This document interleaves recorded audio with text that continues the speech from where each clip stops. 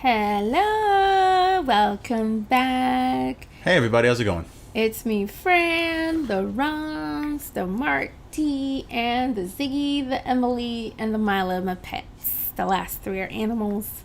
They do make appearances and make really great points about everything. I gotta say though, Fran, there are two dogs in this house, me and Ziggy. Woof, woof, indeed. Paws out. Claws out. So we're back to the show Home by Merlot. We're tasting a new wine today. This one is from For La France. It's called Le Paradis. It is a white wine, and we're gonna see how good it is. Are we going to read the back of the bottle? Yeah, let's do that. Okay.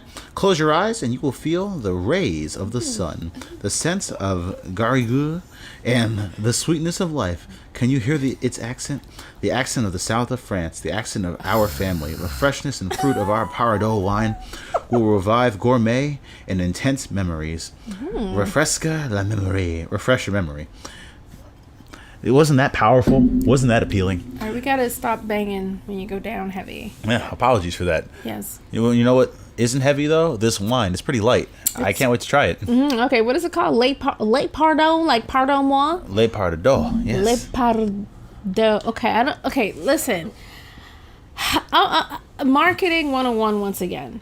I think the best thing to do when you're marketing to Americans is like kind of forget that it's a French wine. Just give it a name that you think we would like, that we would associate with France. I don't know about that. So Le Pardot, I can barely even see if it's a L or a LS, and Pardot.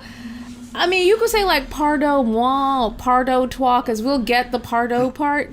But Marketing 101, not a good name. Anywho, that's all I'll say about marketing. We don't like your language. I like French. It's beautiful. Fran's just a certified hater.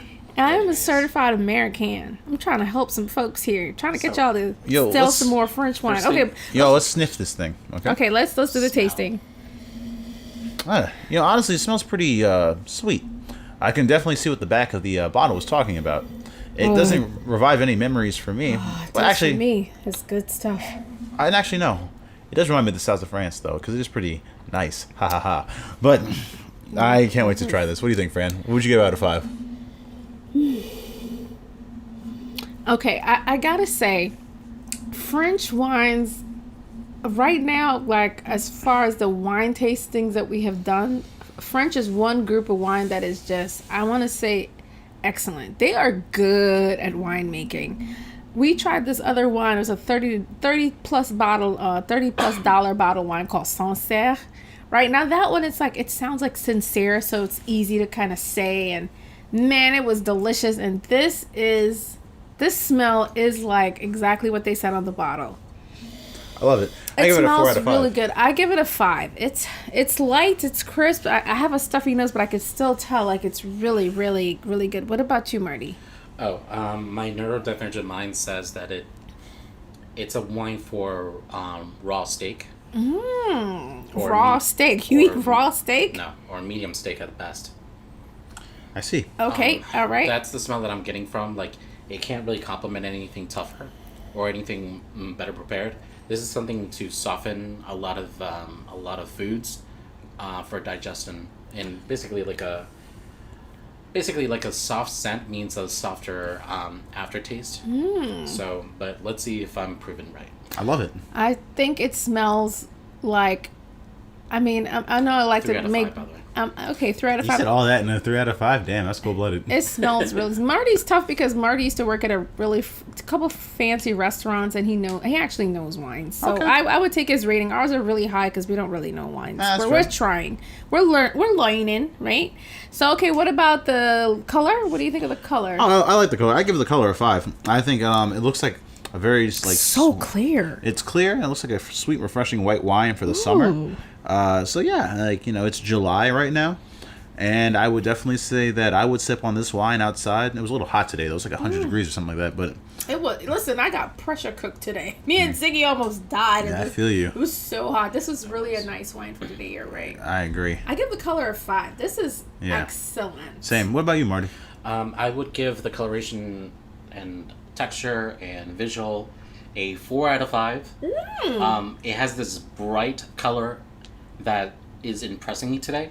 I have not seen this in a long time. Marty, do you want to be on camera? No, I'm good. Anyways, and I'm intrigued by this 3-layer that it has. 3 layers. Yeah, if you guys look very carefully on the top, there's like 3 layers. There's the wine itself, then there's this figment of Yo, you're right, wow. Marty. Yeah, And I didn't so, even notice that. I've never seen that, or at least recently, and I don't so know if it's good or observant. bad, but it is impressing me. And That is so impressive. far, from the smell and everything, it's really highly complimenting my sensibilities. So 4 out of 5. I like that, Marty. Okay. Now, Marty put us on some game. He sure did. What about taste? Yeah. All right, let's do it, gang.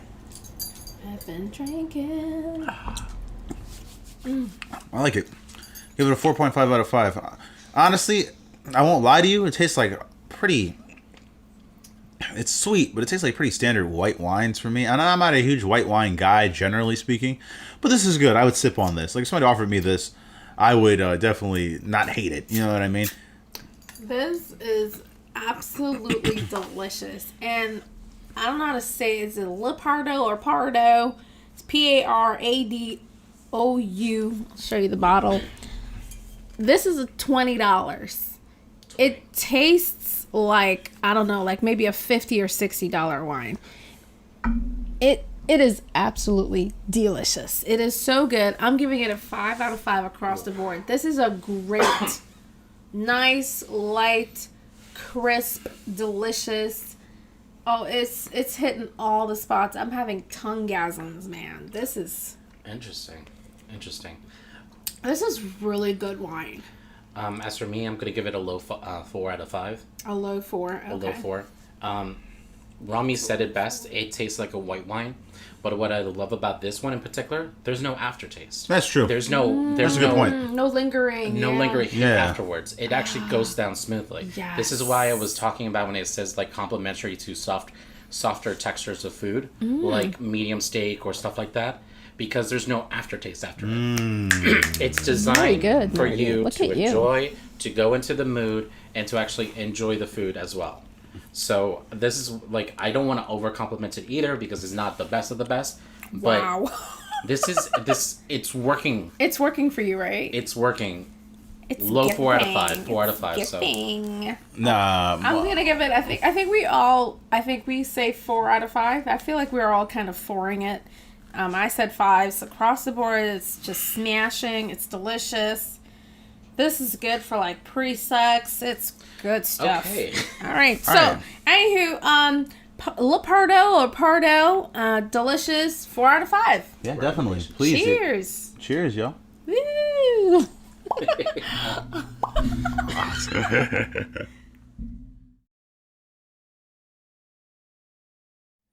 So, on the 4th of July, something incredible happened. It was an American experience. Was it an American Independence Day? Was it fireworks for you? There were fireworks, but I sure didn't see them in the sky. Oof. I saw them online Oh, when boy. I saw Kendrick wear all white and drop one of the coldest videos I think I've seen in 2024.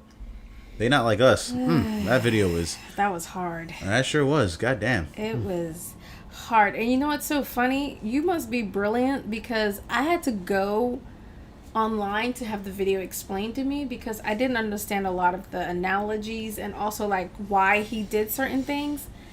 And when I heard the breakdown of it, I think part of me like it's not that I feel bad for Drake, you know, because I feel like he had all this coming. This is this is all in the making of his. This is all his behavior, kind of culminating. Yes, it is. To a specific experience, which is shame. Basically, Kendrick is shaming him for his actions. But part of me kind of felt sorry for Drake. Sorry in the sense that, like, look, I know he's a multi-millionaire. I know he's an artist. He's got it going on. Trust me, I would be with Drake in 2 seconds regardless, just because he's so cute. And, you know, he's been part of pop culture for so long, and I'm actually kind of infatuated with pop culture icons and people who are able to become that successful because it's kind of amazing, right? He's still an amazing individual outside of his behavior, right? You got to look at the person and put the behavior aside. He's a pretty interesting guy. Is he really? Yes, he is. What do you mean? You don't find him interesting at all? You're not fascinated with anything about Drake before you found out about these other things about him? No, not really. You've never been fascinated? Okay, so I'll say this: in high school, I was one of the biggest Drake fans. Right. I got his haircut. Oh damn! What I don't remember the album. I'm not gonna lie to you. So you really liked him, like super duper liked him? Nah, because he made good music in high school. I was a fan of Drake, but then he became so incel-y. Really? What is incel, by the way? Like, he's always attacking women, like SZA. He attacks women? Yeah, Meg the Stallion. He attacked her too? Yeah, like, he's always coming at women and insulting them. What, in songs? Rihanna. In songs or what?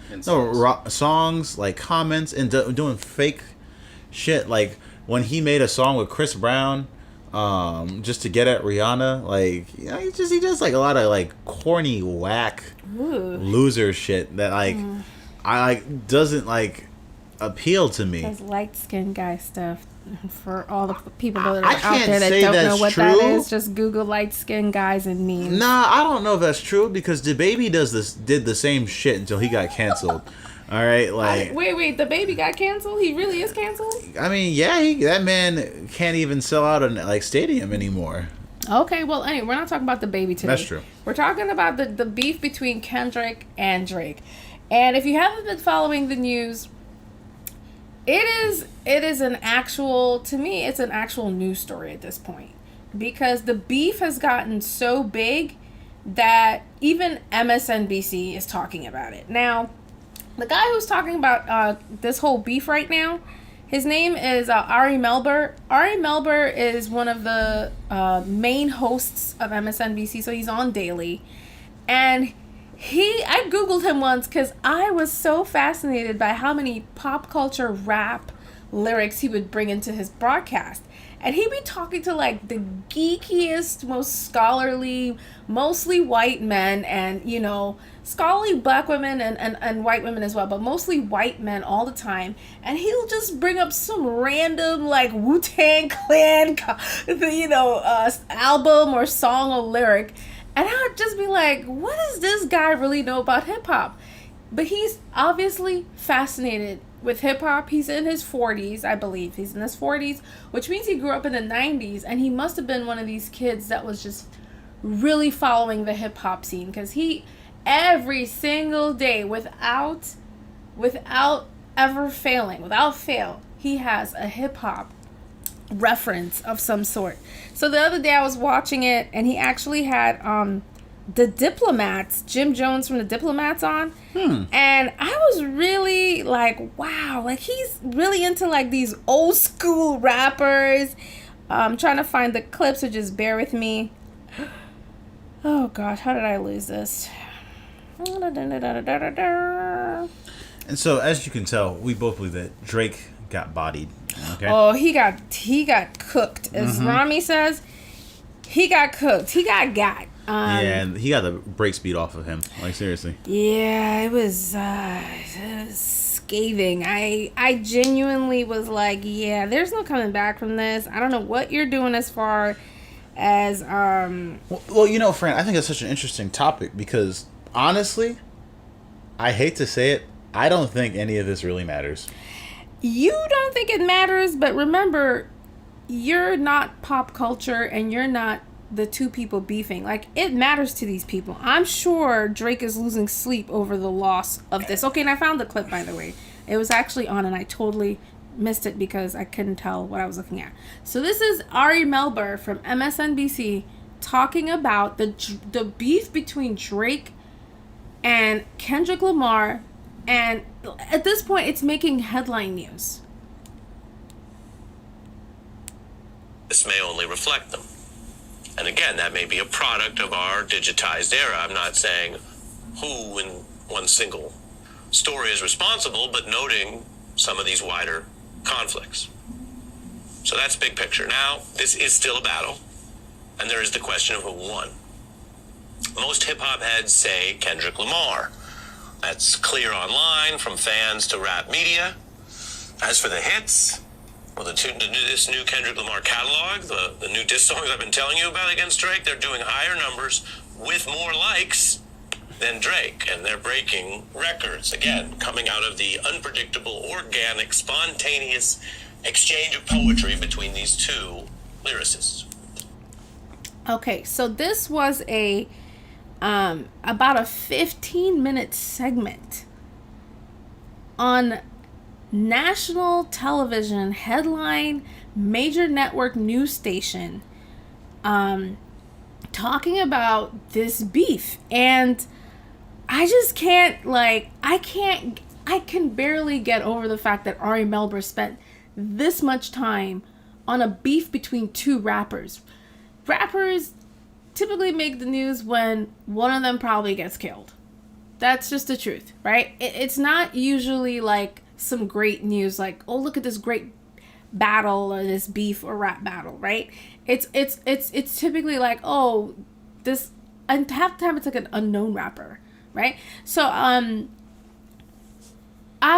wanted to talk in this episode a little bit, teeny weeny bit about the history of hip hop, the history of some of the rap battles, and just how I kind of think at this point in time, Drake is finished. I don't like, but here's the thing.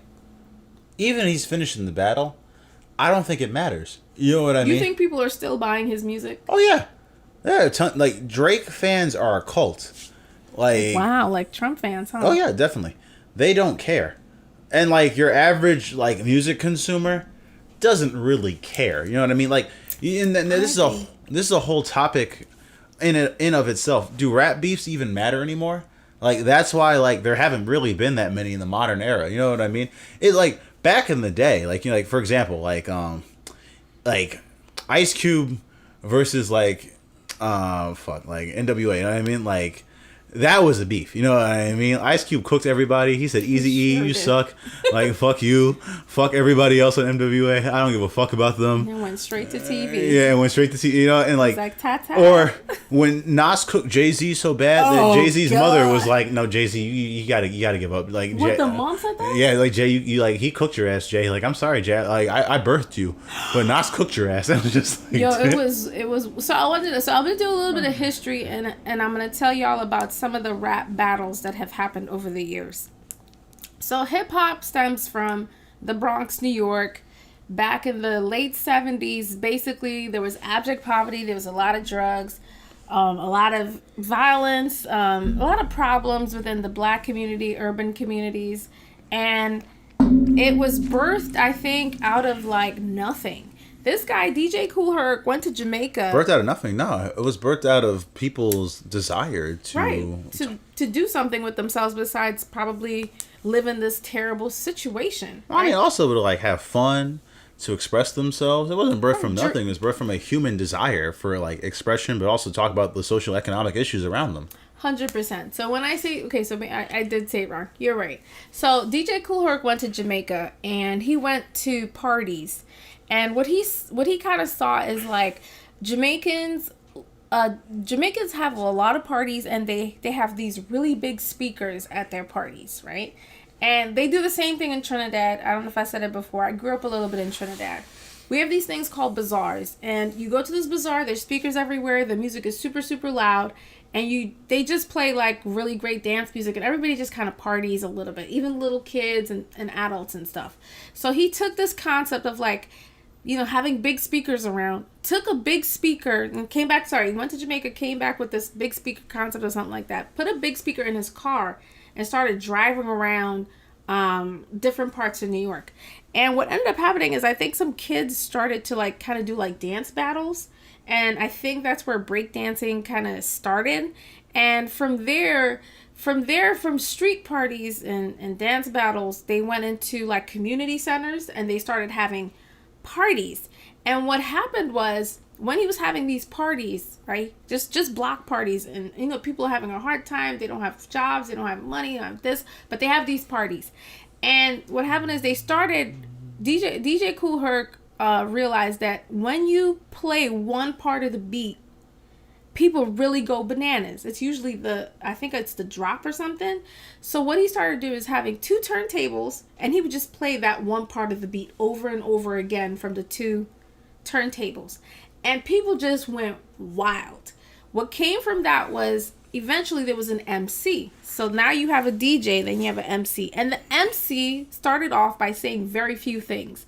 So the MC would just be like, hey, it's Friday night. All the ladies say, hey, right? All the fellas say, ho, ho, hey, hey, ho, ho. And then eventually the DJ started saying other things. And then eventually there was another person, and then there's 2 people, and then they started going back and forth.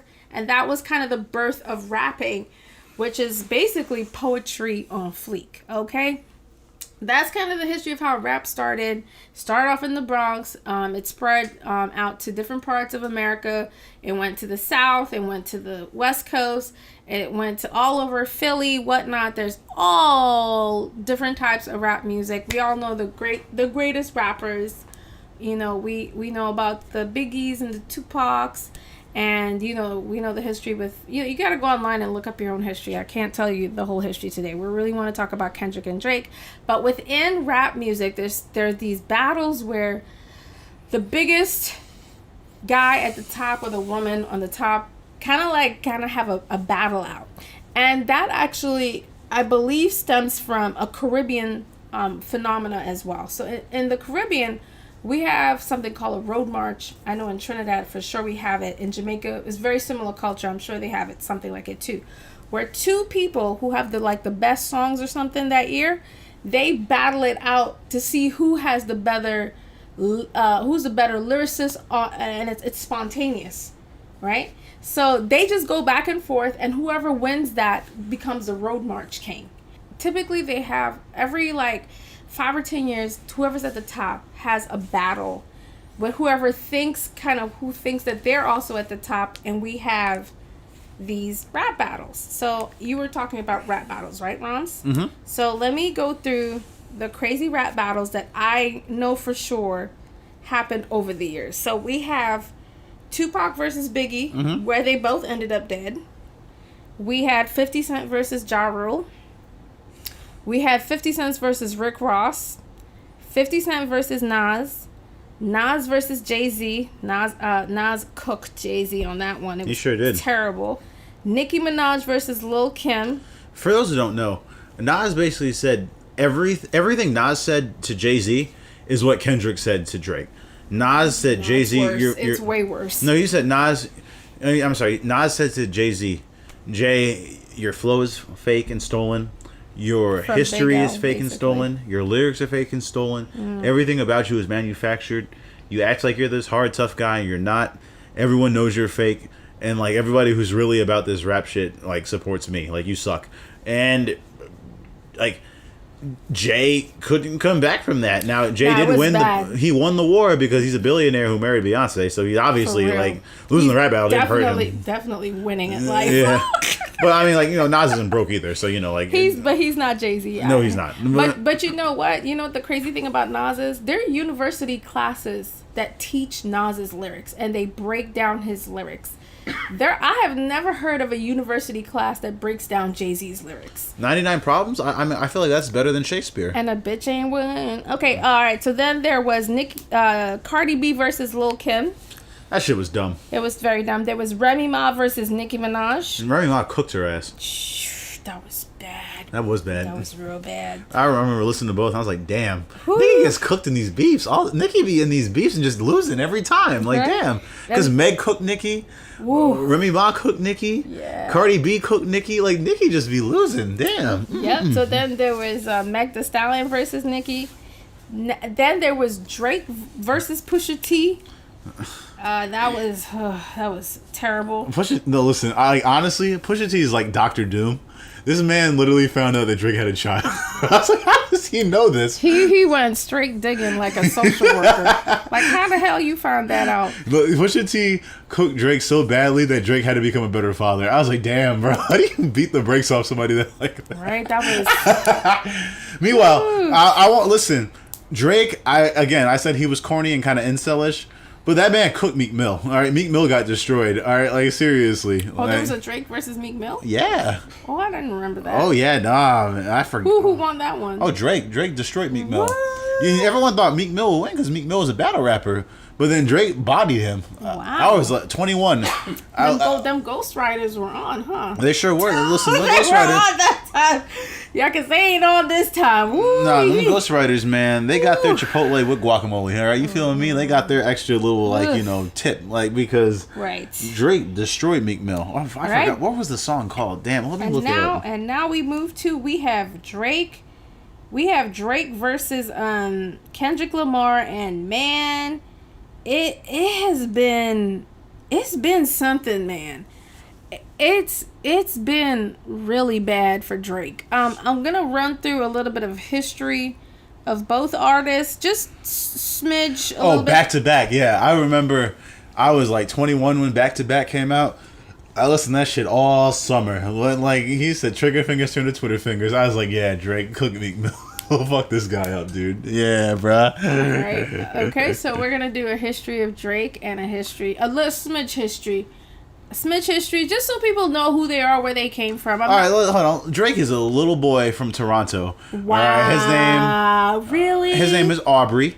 He was on Degrassi. His only claim to fame... Actually, I didn't watch Degrassi, so I can't really say that. I'm talking my ass. It's a Canadian show. We don't watch your shows. Drake was the black child on Degrassi. He got shot and became Wheelchair Jimmy. Wow. And hilariously, if you ever bring that up to him, he just does not interact with that. I remember watching an interview once where somebody was like, so Drake, like, do you ever miss Degrassi and being Wheelchair Jimmy? And Drake like literally got up and left or some shit like that. It was like, he does not like fuck with that.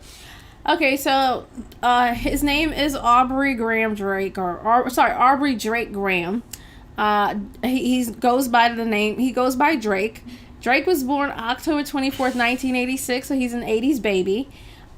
He's a Canadian rapper and an actor. As Rami said, he was Jimmy Brooks on the show called Degrassi.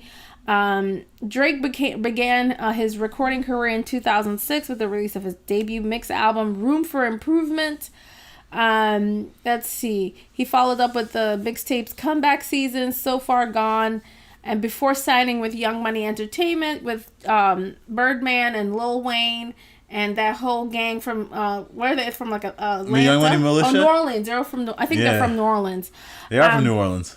Drake's first 3 albums, Thank Me Later, Take Care, Nothing Was the Same, were each met with commercial success, debuting at the Billboard Top 200 and spawning the Billboard Hot 100 Top 10 singles. Find Your Love, Take Care, started at the bottom, Hold On, We're Going Home, featuring G. Jordan, Love Them. They didn't even mention Best I Ever Had. Damn, that's a good ass song. Drake's 4th album, Views, peaked at the Billboard 200 for 13 non-consecutive weeks and spawned the singles Hotline Bling, big song, and his first big U.S. number, One Dance, featuring Wizkid and Kyla. Okay, so we're going to stop there. That's basically Drake. He's from Canada. And he was on a TV show, and I read an article about him. Basically said, while he was on the show, he also used to write a lot of, poetry, and he was aspiring to be a rapper. I don't know how he got famous. I don't know if he had like a YouTube account or how these kids get famous nowadays. It wasn't YouTube. He just started producing music, and it was good. And I think that's the saddest thing about Drake, because if you look at Drake's history, Drake really tried to break into the rap scene and become friends with everybody, but he just never could do it. You know what I mean? Like, folks when Drake first came out, folks are always saying Drake is corny, Drake is gay, Drake isn't black. Oh, I love Drake. I love the old Drake. But the problem was that Drake came into the rap scene at a time where there was this type of black masculinity in rap that Drake just could not match. Right. And Drake's problem was really that he would try to match that energy or be cool with those people who had the energy. And he just couldn't do it. He's just Canadian. Not he ain't hard. No, but Kanye, for example. Kanye never tried to be hard like that. Kanye was always himself. And the thing was that Kanye actually knew where the industry was going and was able to... He was very smart. Yes, he was. Kanye sucks politically, but honestly, Kanye is a musical genius because Kanye certainly is, because he's very different. Kanye was able to see that rap was shifting from gangster rap to party rap, and he was able to produce party rap music that was like super popular and super funny. and super funny and super good too. You know, like good music. You know what I mean? Very much so. But Drake's problem is that Drake was always trying to appeal to the older shit that he just wasn't about, and like no one respected him. Like Puff Daddy hit him with a bottle. Like No. yeah, P Diddy hit him with a bottle. He had beef. DMX said that Drake was corny, that he never fucked with Drake. I remember that. That was so bad. I felt bad for him. Yeah, like no one took Drake seriously, and I think Drake is he's like one of these guys and like who never got girls in high school. Oh, he definitely didn't get girls. Yeah, but like started getting girls in his 20s. Love songs. I'm like, who hurt you? But like he's one of these like typical men who like got no girls in high school. No girl wanted to fuck with him. No girl liked him. I wouldn't say none, but like Drake looks like a geeky kind of dude who like was trying to be popular but couldn't be popular, and he never healed from that. No, I think that's what it is. He never healed from that. Like a lot of dudes who don't get any girls in high school go on and just become adults and then start getting all the women that they want because they're chill and they're cooler and have personalities and don't smell anymore. You know what I mean? Like Drake, I feel, keeps holding this chip on his shoulder. He's trying to prove something to some people. And, yes. and I think the proving to people is, hey, like I'm cool, I'm good enough, I'm great, I'm this, I'm that, and it's like we know, like you don't have to prove it anymore, Drake. You're literally great. one of the biggest, because like that's also speaking of Drake's success. I don't think this rap beef really matters that much. Like, yeah, Drake lost, but like Drake's fans don't care. OVO is still a thing. Like wow, Drake listen to you. You sound like a real hater. No, like Drake was called a whole ass pedophile, and people still go see Drake and watch it, and like listen to his music and shit. Definitely not going like to any of his stuff. No, but like does it matter? That's like my question. Like, does it matter that Drake lost? No, not really. Like, if I go to the club and they play a Drake song, am I gonna walk out of the club? No. Like, if I go to like a party and people are playing Drake, am I gonna like leave this party and be like, Drake sucks, fuck him? No, I'm gonna just like everybody who listens to a Drake song, I'm gonna just this is Drake, and then just go on my day. You know what I mean? Like, okay, all right. So I became fascinated with Drake because of a particular song. You know, I like to, because nowadays there's a lot of character assassination, and you know, a lot of people they say a lot of things about a lot of people, and sometimes I'm not really sure if it's true or not. And I think as a public figure, sometimes the scrutiny is not fair and it's not necessarily warranted, and I don't like character assassination situations. So I like to give people the benefit of the doubt and hope that, you know, they can prove themselves to be innocent and all this stuff. So what I like to do is separate the character from what it is that they're doing. All right. So I became fascinated with Drake long time ago. I don't want to do overly judgy stuff. With this song called Forever. At least this old You Drake. hear what he said? He said he's basically saying, look at me now, right? If you weren't a part of me when I wasn't hot, like, now you just get to witness, right? I played that by accident, which is just great. It's divine intervention. But that song was so hot to me. Like, it was so fire. Then the images behind the whole song was LeBron James, all of his, like pictures from him when he was a little kid, like, you know, all the basketball games he went to, and then you see him like when he's older, and it's just black excellence all over the video. Is it black excellence? Because Drake doesn't consider himself to be black. That's what I agree with Kendrick on. Right. So we're gonna get to that. So now, okay, so that's when I first became very interested and fascinated with Drake. Drake was also one of my brother's kind of favorite artists. So I typically take music cues from my brother I take musical cues from my brother who's about 5. He's like almost exactly 5 years younger than me, but he's pretty deep in the music scene. He listens to all kinds of stuff. He's very eclectic, but he does like Drake's, you know, music over the years. Probably kind of like you, Rami. You know, you around whatever it is. You know, he definitely does resonate with some of the black male community, because he is, for all intents and purposes, he does appear black. What are you saying? You heard what I said. He does appear. talking about? He does appear black. Okay, he is half. Who, Drake? Drake is half black, half white. He does not appeal to the like. He appears black, so he looks black. Yes, he does. So black men but is he will look- mentally black? No, definitely not. There we go. All right, that's all I wanted to hear. I mean, that's what I'm concluding, but we're gonna get to that. So now we're gonna go to Kendrick Lamar. I'm gonna do a smidge read on Kendrick, tiny read. All right. So Kendrick Lamar Duckworth was born June 17, 1987. He's an American rapper and songwriter. He's from Compton, California. Is gully as it gets, all right? And often regarded as one of the greatest rappers of all time, he's the only musician outside of classical and jazz genres to be awarded the Pulitzer Prize for music. All right. To Pimp a Butterfly. His songwriting, noted for its cinematic approach, often includes social commentary and political criticism. Lamar began releasing music under the stage name K-Dot while he was attending high school. He signed with Top Dog Entertainment in 2005, where he co-founded the hip-hop group supergroup Black Hippie, which I think is what really Kendrick is. He is a black hippie of some sort, black hippie rapper genius. Following the success of his alternative rap album Section 8, Lamar secured a joint contract with Dr. Dre's Aftermath Entertainment and Interscope Records. He rose to prominence with his gangster rap influenced second album Good Kid, Mad City, big hit, and its top 40 single Swimming Pools, which is basically a song called Drink. Poetic Justice, Bitch Don't Kill My Vibe, great song. That's a great song. I do agree. It is the longest charting hip-hop studio album on the Billboard 200, spanning over 10 consecutive years on the chart, where it still remains. Inspired to visit South Africa, Lamar embraced jazz and G-Funk on his third album, To Pimp a Butterfly. That's the one I think that won the Pulitzer Prize. That's a good one. It is pretty great. He released another album. I'm skipping over some things. He released another album, Damn, excellent from start to finish if you haven't listened to it.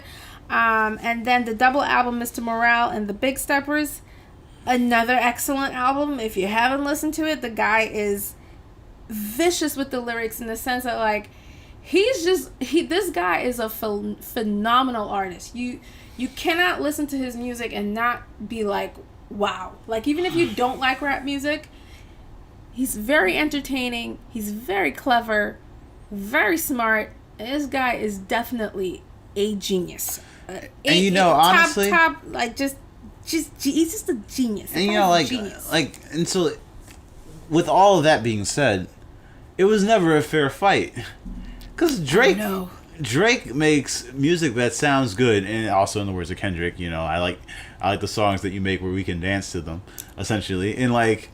Drake has never been a lyricist, all right? You know what I mean? Like, no one's ever said that Drake, like, people will be like, Mos Def, one of the best lyricists ever. Kendrick, one of the best lyricists ever. You know what I mean? Right. Drake has never been in that conversation. Ugh. So when it comes to a stand-up rap battle, like, Drake, he ain't nobody, bro. He ain't a contender. Wow, that's mean. No, that's okay. Because that's never been Drake's lane. Drake's lane has been making music that sounds good.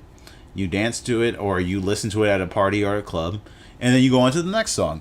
And you know what? There's a lane for people like that. You know what I mean? Like, so Drake saying that he's part of the big three with him and J. Cole and Kendrick. Yeah, no. That was a bad move because, like, by what criteria? And if you're going off of Kendrick's criteria, which is actual rap talent, then no, Drake is not up there. You know what I mean? Drake is popular. But just because you're popular doesn't mean that, you're, like, one of the best in terms of lyricism or anything like that. You know what I mean?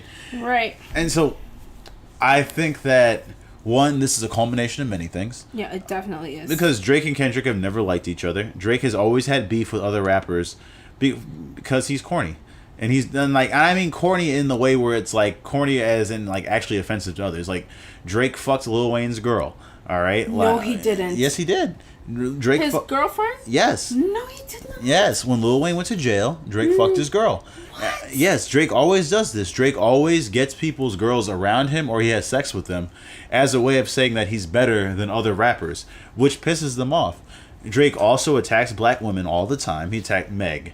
He attacked Venus. In songs? Yeah, or like in just comments. He attacked SZA. All right, he attacked Oh, Rihanna. not my girl SZA. Yeah, like Drake attacks women. Like Oh, hell no. he sucks. Like in terms of like he always has smoke for women, and then when men come after him, Drake has very little to say unless it's Meek Mill, who's corny as hell too. So like Drake is like, oh, this is an even fight. I can cook Meek Mill. You know what I mean? But when like I hate to put it like this, when a real nigga like Pusha T or Kendrick Lamar are like, no, actually, let me come after Drake. Drake is always like, ooh, no, please leave me alone. Oh my God, stop it. Okay, so I'm a lady, please. You know what I mean? shut up! Don't say that.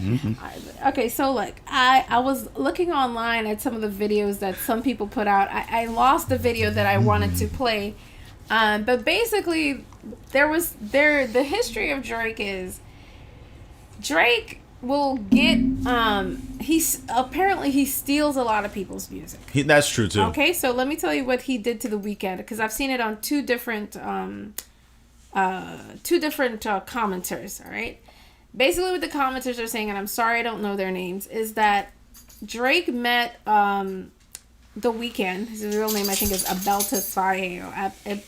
Tesfaye. Excuse me if I'm pronouncing it wrong, and The Weeknd was like the biggest artist like in that time frame, and apparently he just was pumping out music online, because you don't really need labels anymore to put out music, thank God, right? And he was blowing up, and for I think a year he put out music and he never showed his face. So people were like curious, they're like, who is this guy? So finally when he shows his face, Drake, who was already big at the time, started like hanging around him, like all of a sudden, because they're both from Toronto. So Drake would like show up at like his studio. He'd show up like where he's at, and he'd be like, "Hey, what are you doing? Hey, what are you working on? Oh, I like that. Hey, I'm a big artist. Can I like be featured on the song?" And apparently, what Drake ended up doing is he just ended up stealing all the guys' music. Yeah. And he was just there like, "Oh, I like that song. Let me have that song. Well, I like that song too. Let me have that song. Let me be featured on that song. Let me get that song." And he just kept taking The Weeknd's music. And in the end, he was like, "Why don't you sign to my record label?" And he's like, "No, I don't want to sign to your record label." Whole bunch of terrible things happened along the way too. The Weeknd started dating Bella Hadid. When they broke up, you know who went and smashed Bella Hadid. The same thing with A$AP Rocky. Apparently, A$AP Rocky was dating Rihanna for a while. During some breakup period, guess who went and smashed Rihanna? No, Drake and Rihanna never had sex. You sure? I'm positive. Oh, you follow them personally? No, I watched the whole video on this shit. Rihanna and Drake have never fucked, and that's why Drake is mad at Rihanna. Okay. They went on maybe like 2 days. Actually, no, that's not true. Maybe they fucked once, and Drake liked her more than she liked him. I don't want to relitigate this. We don't know. We were not there. Okay, I think they smashed. Let's just say allegedly smashed. Then it was the same thing with I think I heard he was getting with Rick Ross's girl. Now you're saying Lil Wayne. Yeah, Lil Wayne, and then he had Rick Ross's baby mama around him. Oh my god! So he not only takes people's music and takes people's styles, right? He also sleeps with their women. He's a colonizer, in the words of Kendrick. And the thing is, I don't care who you are, whether you're a poor man or a rich man or whatever. Men do not like other men that come around and sleep with their women, because it's not cool, especially if you love the girl, you don't do that. That is something men kill over their women. So, I guess because these guys weren't married, they didn't make never made the news or anything, but I never knew he was sleeping around all these artists' women. Yeah. There's so many women listed in this one video where after like some rapper didn't do something he wanted, or they wouldn't collab, or they wouldn't do something, or they collabed and afterwards he went back and slept with their women or tried to get with them. It is insane. It is insane. And that's the fake shit that people don't like Drake for in the industry. And so when Drake was attacked, you can see that a lot of the rappers in the rap industry said nothing or supported Kendrick. They're like, attack him. Absolutely nothing. And then Kanye's ass tried to get involved, and his song was so bad that everybody was like, "All right, well, Kanye, you just sit over there, dude." Let's leave Kanye alone. We're not going to bring that into the conversation. Kanye's in his own world in his head right now. We need to let him be. He's whatever. Like a lost puppy. Let's pray for Kanye because I love Kanye. All right, I love the old Kanye. All right. So we're gonna continue. So I have labeled and called this show Drake's funeral because I really believe this is the end of Drake's career as a rapper. I just don't agree. I don't think anything he makes is really going to be taken very seriously just because of how devastating the blows are on Kendrick's part. They're so bad. Like, when I hear a Drake song in a club now, like, I don't want to hear it. Like, I'm just like, man, I don't know if I could do this right now. But here's it's the thing. going to be a while until I can really, like, it's fully enjoy Drake's music. Like, when Hotline Bling would come on, I'm on the dance floor. I love Hotline Bling. Like, you know, whether he used to call me on the cell phone. Go. It was a cute song. It was nice. I do like Hotline Bling too. The video was hilarious. It was But so funny. Here's the thing. Drake makes music for white people. What? White people don't care about this beef. Really? They might think it's interesting. They might like engage with it because black people are talking about it, and everything black people do is read as cool. Right. But very like, true. We make the culture. But like, white people then they don't give a steal fuck it. about Drake being called out or losing a rap battle. You know what I mean? Right. Hell, I'd argue most black people don't really care that much either. About the beef? Yeah, hell no. Oh, I care a lot. Like there are very few. I give a shit. Because rap is so commercialized now. There are very few people who are like invested in like Kendrick being the best rapper. You know what I mean? Like, honestly, it doesn't really matter because as long as you have the sales and make the money, Nah. being the best rapper is irrelevant. You know what I mean? Like, who gives a fuck? Like, as much as I hate this, and it's just an example of how capitalism really does cheapen and ruin everything. Wow, that's rude. We love capitalism. I don't know, shit, speak for yourself. I do. Damn, capitalism. But like, that's what I'm saying. Like, I don't care. Drake if it's late Drake stage, I'm could here for lose a million rap beefs and no one would care. Drake got cooked by Pusha T. Nothing happened. No one cared. When Pusha T cooked Drake, everyone was like, "Damn, Drake lost." Okay, well, now let's go play some more Drake's music. You know what I mean? Like, shit. Like, Well, the thing is with the Pusha T versus Drake, it wasn't as devastating as Euphoria. Listen, when I heard Euphoria the first time, I think like a part of me cried, and I was like, I don't know what I would do personally if someone embarrassed me to this point. or Meet the Grams. I'm like, damn. No. Listen, the first one. Drake on a song he had Pac like an AI voice of Pac talk on the song. That shit was corny. That shit was whack as fuck. No, that shit was You dumb. are not a Tupac, sir. You're cooked right now. Nah, like that was corny. Like even if it wasn't Tupac, I think using AI versions of people and holograms and shit. It shouldn't even be done. I think Yes. it's so disrespectful. It's ghoulish. And like it's devilish. It's weird. yes, it is. Like you're using a dead person who can't speak for themselves in this like way, and like using AI and like computers to like manufacture them being alive again. It's just weird to me. I don't like that shit. I listened to that line so many times. It's 8 bars. There's no accent you can sell me. Damn, Kendrick. Oh my god. And you know what he said basically? And those 8 bars? He said everything. That's what he He's said. gonna kill Drake, and he's basically gonna kill the guy. And I almost fainted when I looked up who Hawaiian W. Melly is and tried to figure out like those lines. And I went online and I some of it was explained to me, some of it I did figure out. And there's just so much within it. So I've watched different people break down all the bars in that song Euphoria, and then the bars in the one that just came out. They don't like us? They're not like us.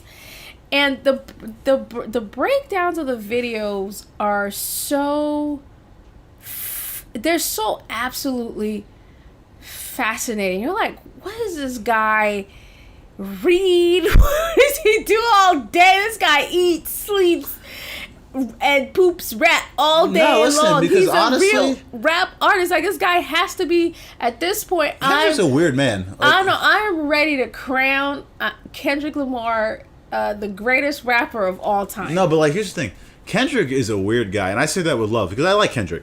But Kendrick, like, We he's one love of those Kendrick. guys, like, if he's obsessed with something, he's obsessed. Like, if he wants to cook Drake, that man will lock in. He'll find out everything about Drake.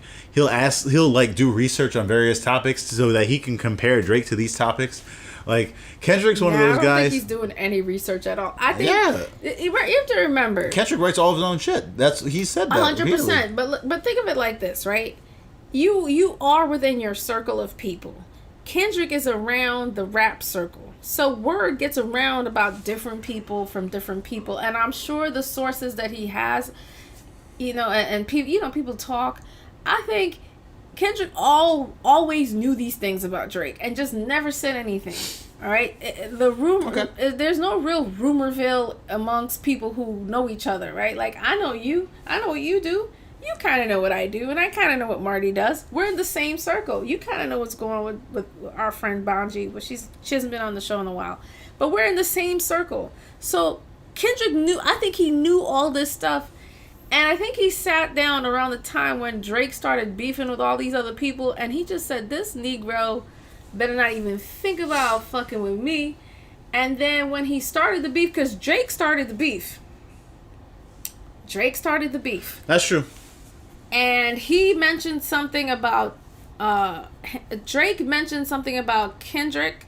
Oh, so this is how I think the beef started. Someone said that I think J. Cole said something about Big Three, meaning him, Kendrick, and Drake being the big three rappers.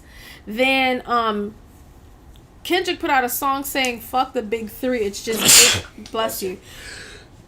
God bless. He said, "Fuck the big three, it's just big." Bless you. He said, "Fuck the big three, it's just big me."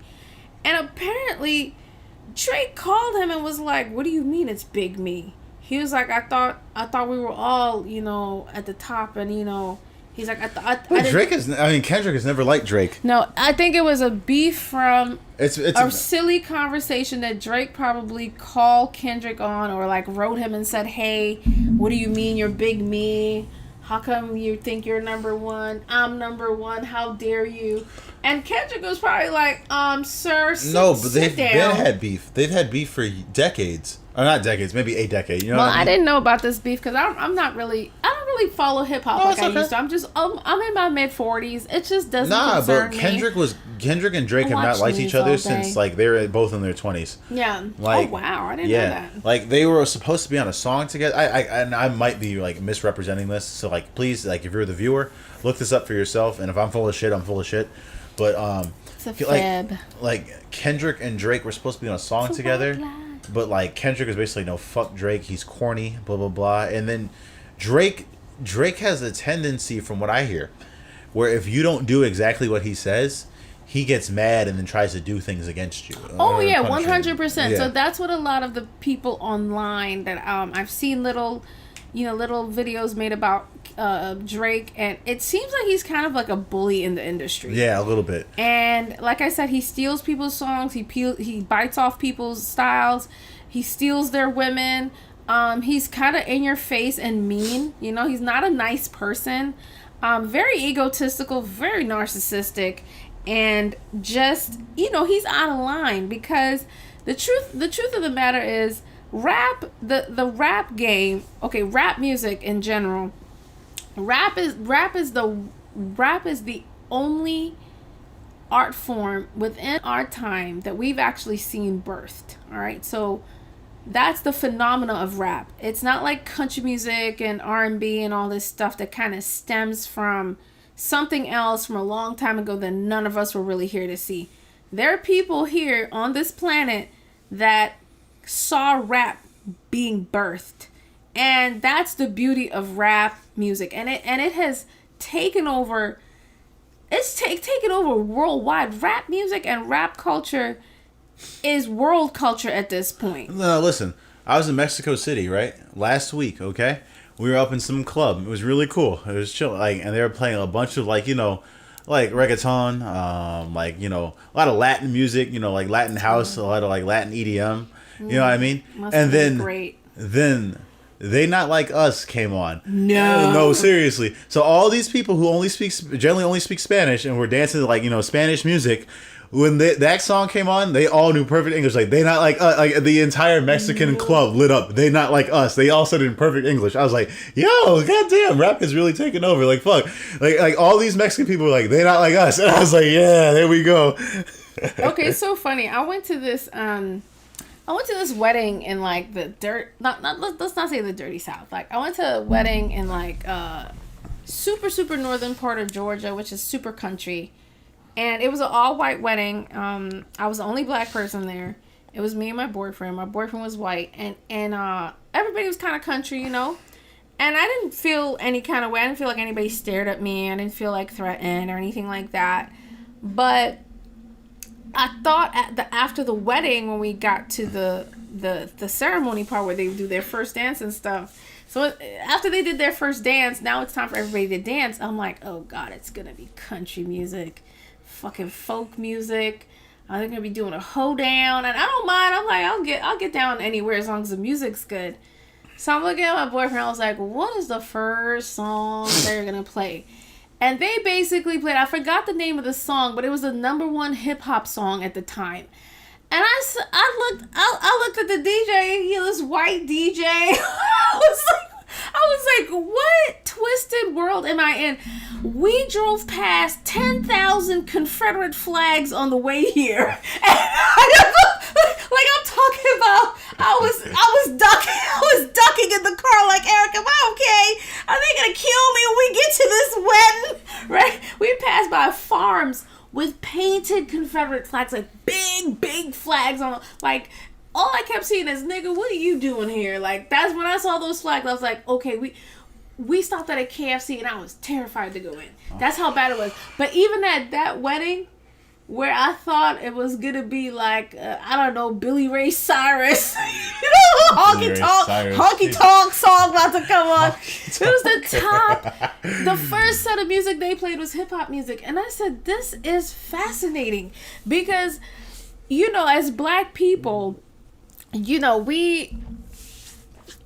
I don't always expect things like that. Like, it threw me off completely. I'm like, so, I saw their license plates and everything. It was like Hunter, Gunner, like all these names where you would think like, oh, they definitely are country, rural country. And, okay, so anywho, rap music and rap culture is world culture at this point.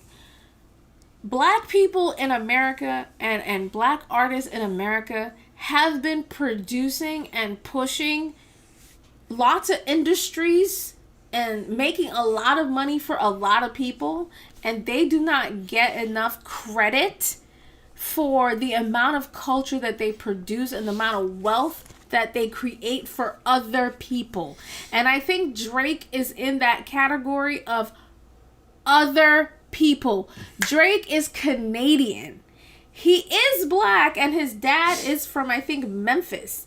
But his mom is white and Jewish, and he grew up in a Jewish suburb in Toronto. Wait, like, he did not grow up in the hood. He did not grow up around black people. But when he got old enough and he realized he liked something from America, and Canada, America Light up there, they definitely do have a lot of American influence because they're right above us, really, is what it is. No, they also influence America because, like, if you look at any American movie, half of the actors are Canadian. It's because they're cheaper. That's all it is. Please don't get me started on that. I'm like, if you see British or American actors in movies, it's not because they're paying them millions of dollars. They're just either black or white people that they can pay a little less money and they can fit into the narrative of Hollywood of these attractive people that do really interesting things. But I think to your point, Fran, like for another example, like, let's use Kay Tronada. Kay Tronada is Canadian, but Kay Tronada is visibly... No way! Yeah, he is. Kay Tronada is Canadian. Shut up! Yeah, he's Haitian Canadian. Oh, I thought they were American. Nah, Kay Tronada is Haitian Canadian. Wow. But Kay Tronada Shout is out black. To Kay Tronada, we love you. Yeah, no, I love Kay Tronada. He's black. He's mentally black, because that's the thing. Kendrick has repeatedly said this. Drake's ideology, his mindset is not black. His mindset is white. how Drake engages with the black community and also rap is from the view of a white person. Because Drake made a joke recently on a song about American slaves, and everyone was just like, "Bro, why are you gonna joke about slavery? Like, what the fuck?" You know what I mean? Yes, so Drake made a comment in one of the songs where I think he was trying to be clever, but the thing about being clever also in rap music is, especially as a black, you want to portray yourself as a black artist, is being conscious of the fact that you are black. And I think when I forgot what the lyric was that he said in his song, a lot of black people took it the wrong way because there's certain things that we could read into that maybe other groups can't read into, but we have to tell people yeah, like I'll give you an example. Example is like Florida's governor using the word woke, and white people in the media using the word woke, and basically you always rapping like you're trying to get the slaves free. Like, that's the dumbest shit. Shut up, Drake. Like if Drake was actually black, he would just attack Kendrick for being a hotep. You know what I mean? What's a hotep? A hotep? Yeah. Hoteps are Hoteps are a very specific type of subset of black people, okay? Usually black men. They have an ideology that is somewhat rooted in Pan-Africanism, and they're like pretty good at Shout out to the Pan-Africanists. We love you. My dad's a Pan-Africanist. And what's a Pan-Africanist, Rom, so we can educate some folks? A Pan-Africanist is a person whose ideology is the liberation of black people worldwide. Mm-hmm. They believe that black people are one people globally, and that essentially if we're oppressed somewhere, we're all oppressed. We're all oppressed everywhere. Yes. So like a Pan-Africanist is somebody who like would identify with like, you know, people in Congo. You know what I mean? Like there's a genocide happening in Congo that is also being funded by Rwanda, which is a part of the conversation I feel like we don't talk about enough. I'm half Rwandan and I rebuke that statement. Okay, but like a Pan-Africanist, somebody's like, no, since the Congolese people are being oppressed, particularly in Eastern Congo, we're all oppressed, and we need to do something about that. Basically, Pan-Africanists believe that anti-blackness is global and black people are one people, and so that we all need to uplift all of us together. 100%. Okay, great. So what was it? Okay, so Kendrick. Okay, got it. So Kendrick definitely, I think, is a Pan-Africanist. I think he definitely could be somebody. I don't know about that. He's a hotep, but I don't think he's a Pan-Africanist. So what's a hotep? How is that different from a Pan-Africanist? Because hoteps are very much focused on, I would say, like black American, like issues. Like hoteps are good at seeing like white supremacy in an American context. Hoteps are very misogynist and homophobic, and somewhat anti-Semitic too. Like, ooh, we don't like that. But Not good. I think hoteps are good though at breaking down like how white supremacy and black people interact and function in white supremacy. All right. Ah, interesting. And like so like he's a cultural observer of the phenomena of like basically probably just the black American experience. Yes, very much so. Yes, that's a good way of putting it. Yes. Which is to me, I mean, if you live here and you're black, you do like you should notice certain things, or you should be aware of certain things. Okay, that's what a hotep is. Interesting. Okay, I definitely could see that. But I could definitely see Kendrick as a Pan-Africanist because he is so worldly. Like, okay, so my dad is a Pan-Africanist. He's always been a Pan-Africanist.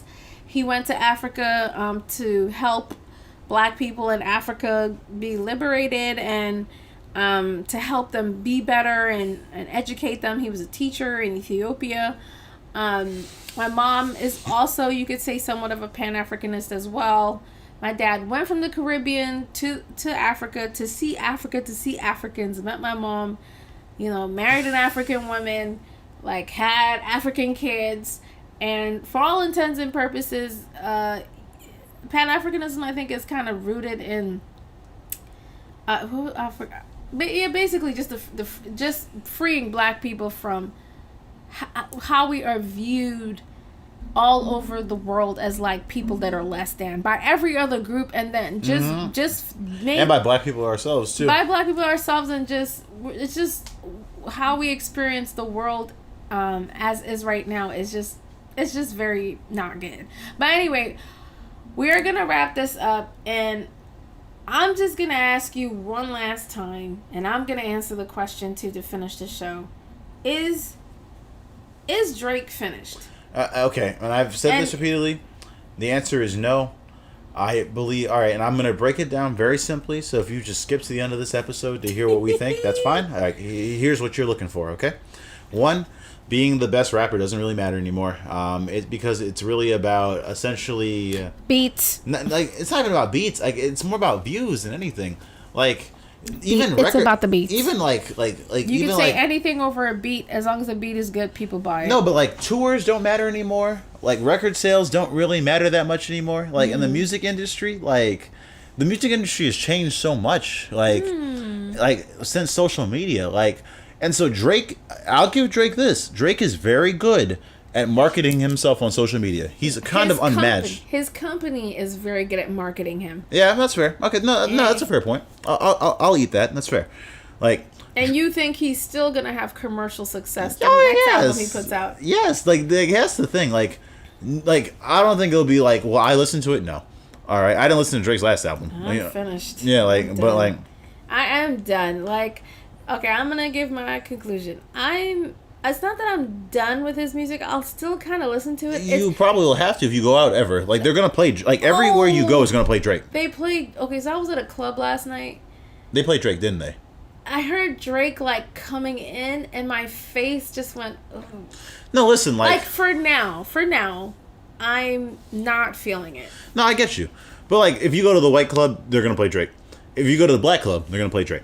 I was in Mexico City at the Mexican club. And guess what they played? They played Drake. You know what I mean? Like Drake is just a global phenomenon. Like Drake losing a rap battle in the United States does not matter. If we went to Europe tomorrow, they'll probably play Drake. It's not that he lost. It's the way he's lost this battle. And what has come out about the battle. Like, so now it's all alleged, by the way. This is not absolute truth. There's been no court cases. So I said alleged. So Drake is alleged to be a pedophile. Kendrick Lamar called him a pedophile. He's alleging him to be... Alleged? That man was caught on camera groping a 17-year-old girl. Stop. Okay, just stop. It has not been proven. There's no court case. You cannot talk about it. It was proven. That man... You didn't see that video with the 17-year-old girl? I'm not looking at it. But allegedly, human trafficker... Him talking to Millie Bobby Brown? Listen, allegedly human trafficking, allegedly... what is it? He's just a lot of allegedly nasty things right now. Has ghostwriters, allegedly has ghostwriters. I don't care about ghostwriters. Doesn't write his own. No, it's a big deal in the rap world. Does it really? You're not really a rapper if you gotta have a ghostwriter. Beyonce has ghostwriters. Does anybody care? No. Beyonce's not a rapper. No, that's true. She's an R&B soul songs, and don't bring her into this. Beyonce's queen, baby. No, I like Beyonce don't too. Go after I'm just Beyonce. saying, like, thank you. I just me, Rami Jackson. I don't care if we an are artist. not hating on Beyonce. No, not at all. I'm just saying I don't care if an artist has ghostwriters. I feel like almost every artist has ghostwriters. You know what I mean? Like that. Like, right. That's okay. Okay, but I think as Rami likes to use the word cooked. I think Drake is cooked. I think this is... He definitely got cooked. I agree. He got cooked, and I think he's done. Because Jay-Z didn't get cooked after the Nas beef. But it's because the beef was quick. It was quick, and I think Jay-Z just put in the white towel. He was like, I'm not putting out any music after that. That roasting, let's just let it go. And I think what happened with Drake is he is too egotistical to see that he's too egotistical to see that he lost after Euphoria. He said I'm not making any more music. This shit is done. You know what I mean? He admitted he lost. No, after Euphoria, he put out a song, and me, once I heard there's a line in Euphoria that I cannot get over. The line is, I even hate when you say the word nigga. I